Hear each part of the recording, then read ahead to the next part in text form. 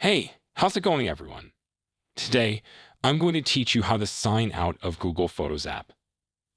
This tutorial is for Android phones. It may or may not work for iOS or Windows devices.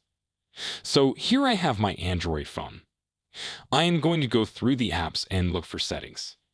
You can also swipe down and click on this settings icon on the top right corner. Once you have opened settings, scroll down and look for accounts. In some phones, it will be labeled as Accounts and Backup. You are going to click on it and look for this Manage Accounts option. Click on it and you will see all the different accounts that exist on your phone. From here, you will have to look for the account that you want to sign out of. Click on it and you will have a Remove Account option on the next page. Simply click on it and confirm it.